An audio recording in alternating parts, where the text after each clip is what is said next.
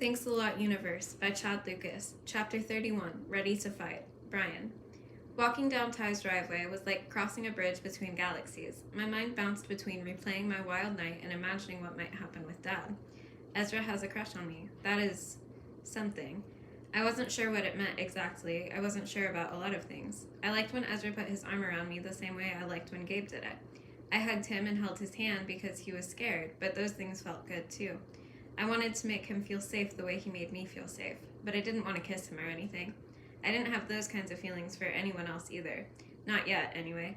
Talking to people was tricky enough. If junior high were a video game, liking and crushes and kissing were mega boss battles, and I'd barely cleared level 2.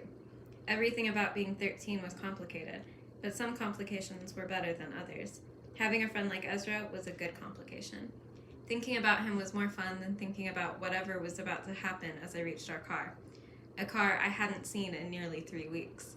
I opened the passenger door. Dad smiled, and for a moment my heart leaped. For weeks I'd been hoping he'd show up and fix everything somehow. But as I watched him, my hope faded. A scruff of red stubble dotted his normally bare cheeks, and his shoulders slumped as he sat with one hand on the steering wheel. He didn't look like he was bursting with good news. He pulled away from the curb before he spoke. Was that Ezra? You guys hang out now? Yeah. I stared out the window. Ezra waved and ducked back inside. Huh, look at you. New haircut, making friends, partying on Friday night.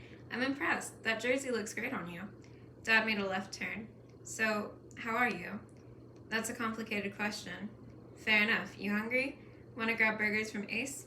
He was acting so casual, like he'd picked me up from basketball practice instead of appearing out of nowhere after 3 weeks. The faint strains of a hip-hop beat leaked from the speakers. I thought about other drives in this car. When Dad would crank the volume until the bass rattled my chest and we'd chat along together. Would we ever be that carefree again? What happened after tonight? How could he pretend everything was normal? A different feeling started to stir inside me. Anger. No, I don't want a burger, Dad. I turned toward him. What are we doing? What do you mean? The cold in my chest grew hotter. You know what I mean. Are you only here because Mom called you? He raised an eyebrow. She told you about that, huh? Yeah, so what happened to your plan to fix everything? What have you been doing all this time while we were trying to manage on our own? Dad smiled. Okay, let's get right to it. I missed you. I folded my arms. I didn't go anywhere. And I love this assertiveness. You're mad. I get it. You're allowed to be mad at me. Of course I'm allowed. You don't get to tell me how to feel. So much for staying cool. Screw it. I'd survived crying and panic attacks and heartfelt talks, and suddenly I was ready to fight. I wanted to fight. All right, sorry, Dad said. God knows I don't want to lecture you. Are you kidding? I snapped. You lecture me all the time. You think you're this cool dad because you're super honest or whatever, but all your talks boil down to toughen up, you wuss. And none of your garbage speeches prepared me for how awful it was when you left me alone to watch Mom almost die. Whatever advice you have planned tonight, you can shove it. I was flushed and breathing hard, but Dad barely flinched. I get it, he said. I screwed up, big time. I felt small, burning with such fury while he sat so calmly, but I couldn't help myself. You don't get it at all. I hate you, Dad. I hope you go to jail. The acid words scalded as they left my mouth. All I wanted to do was make him hurt, to pierce the ice that would always be harder and thicker than my own, just once. Dad blinked. He slowed and pulled into a pharmacy parking lot, then parked with the engine running. He stared straight ahead. Is he furious? Is he going to kick me out? I waited, barely breathing. Slowly, he turned to me. I don't think you're a wuss, he said. It took all I had, but I met his eyes. I've heard you talking to Mom. You think there's something wrong with me. For the first time, Dad faltered. Brian, what? You think I'm scared of everything and not strong enough. Wait, listen. No, you listen for once. I know I'm sensitive and anxious and kind of a mess, but that doesn't mean I'm not trying. It just means I'm not like you. Brian. But that's fine because I shouldn't be like you. You put all this weight on me and then you ran away. You ran away. I poked him in the shoulder with each word. Dad's eyes widened. I could feel tears coming. I dug my fingernails into my palms to fight them off. The last thing I wanted to do was cry. Dad broke first. He undid his seatbelt, leaned over, and pulled me to his shoulder. One hand rested on the back of my head. His voice was so close it tickled my ear. You're right. I'm sorry, Brian. I'm sorry. Dad was crying. I'd never seen him cry. I burst into tears too, but it didn't matter. For the first time in ages, I wasn't embarrassed about losing it in front of Dad. I wriggled my arms free and wrapped them around his back. I didn't mean it. I breathed into the space beneath his collarbone. I don't want you to go. After Dad and I stopped crying in the car, he drove me home and we sat at the kitchen table while he explained what would happen next. Hank had helped him hire a lawyer and they had talked to Sergeant States. Dad was going to turn himself in by the end of the weekend. He came home to tell me in person. His lawyer was confident he could make a deal to serve a reduced sentence, maybe 18 months or less. But 18 months was still a long time. I cried again. Dad squeezed my arm. It's okay, B-Man, he said. Your mom will be okay. Hank will be around to help. You don't have to carry it all. He squeezed my shoulder. You should get some sleep. My room was airless and hot. A thin coat of dust had settled on my desk. The room somehow felt both smaller and emptier, as if some invisible piece had been carved out in my absence. I was home with Dad, and I still felt homesick. The whole universe had shifted. When I entered my parents' room, I had a brief flashback to the last time I stood there, the pills and the panic. Dad, I scratched my chest. I kind of can't sleep alone right now. It's just hard. I worried he'd think this was silly, but he didn't. I haven't had a good sleep in weeks, he admitted. Come on. Burrowing in Mom's side of the bed felt backward. I sometimes crawled into Dad's side on nights when he was out and Mom silently disappeared. After I put Richie to bed, I brought my homework or a book and stayed till she was asleep. Sometimes I fell asleep too and woke to Dad shaking my shoulder. But that night, I lay next to him with the sheet pulled up to my chin. Dad, I asked after a moment, if I ask you something, will you tell me the truth? Of course. Okay, have you ever killed anyone? Dad laughed. Wow, don't start with a softball. No, Brian, I've never killed anyone.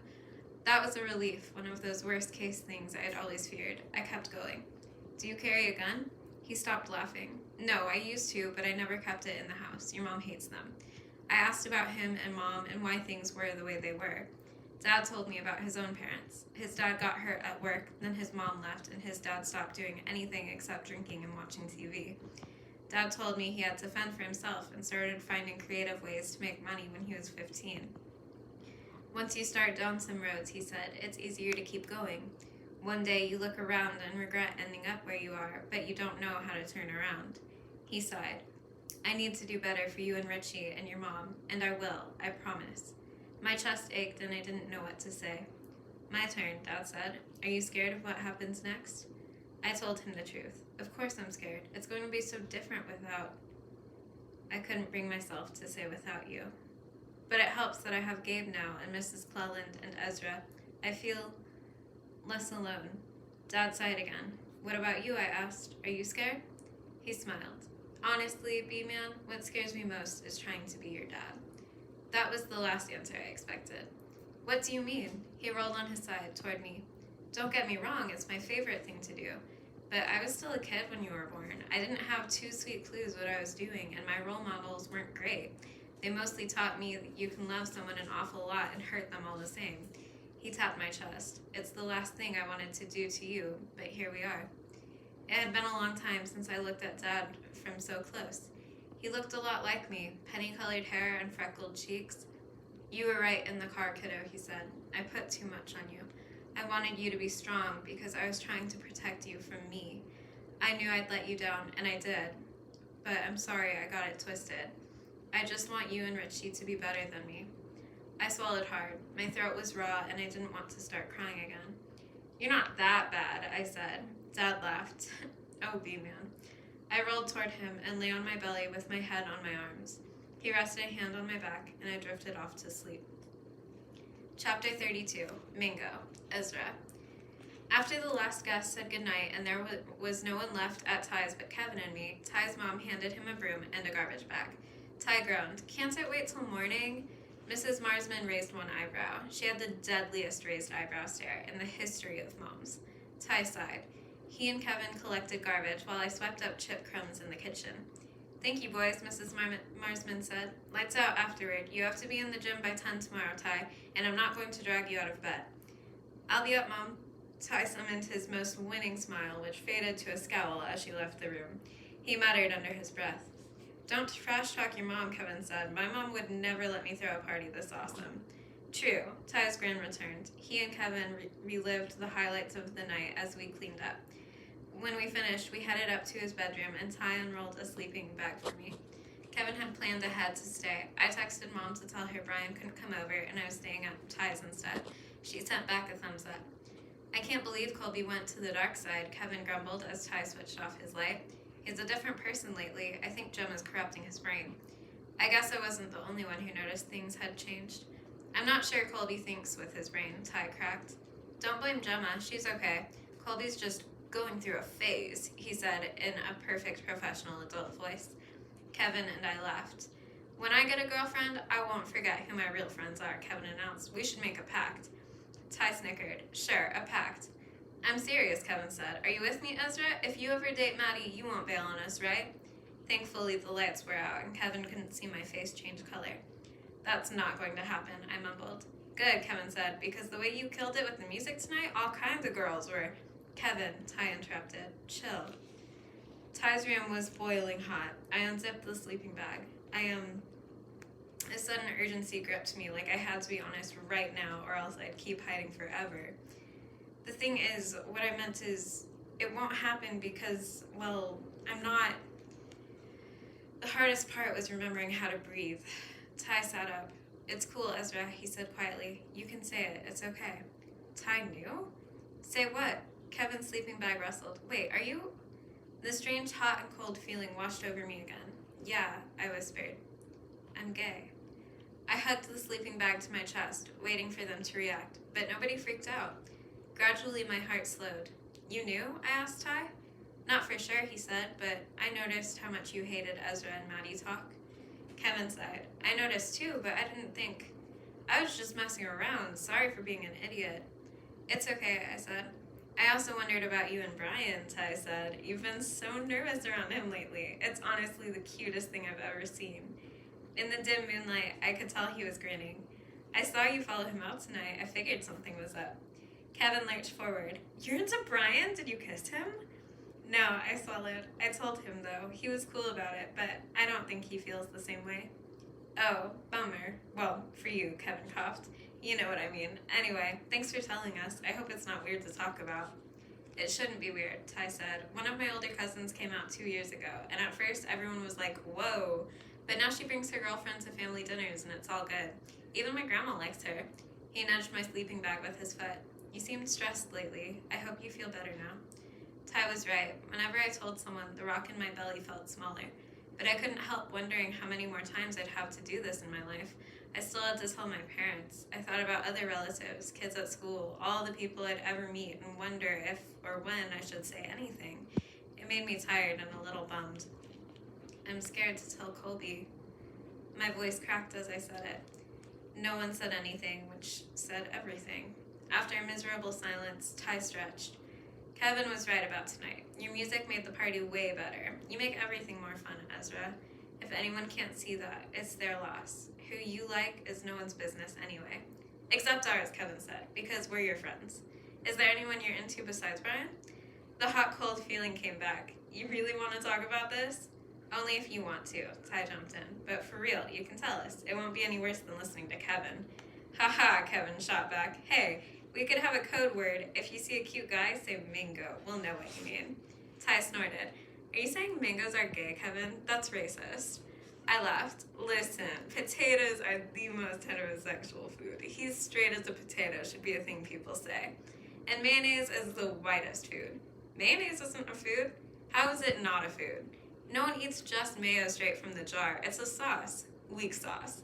So that's your definition of food? What about peanut butter? Of course peanut butter is a food. Don't you ever eat it straight from the jar? Well, yeah. What if something's gross unless you put other stuff on it? Like no one eats plain oatmeal, right? Is it a food? Plain oatmeal is communist. Pickled eggs are for serial killers. Nasty, who'd eat a pickled egg? Exactly, it's like eating a giant eyeball. Pickled eggs dipped in mayo, yum. If you ever open a fridge and there's nothing but pickled eggs and mayo, run for your life. 100% chance you're at a serial killer's house. We were back to being ridiculous, like at most of our sleepovers. Every time I laughed, the rock grew smaller. But when we settled and air whistled through Kevin's left nostril in a steady rhythm, my thoughts ping-ponged between Brian and Colby. Brian was a whole complicated tangle of relief and heartbreak I didn't want to dwell on yet. And Colby? I was mad at him, but he was still one of my best friends. I kept thinking of the Halloween he had the genius idea to double up on costumes so we could hit the best houses twice. By the time in 4th grade, an older kid tripped me, and Colby called him a buttwad and chased him off. Or the way we could still crack each other up over silly memories, like fridge magnets. We had a history I didn't want to forget. I didn't know if we had a future, but I wasn't ready to give up without one more try.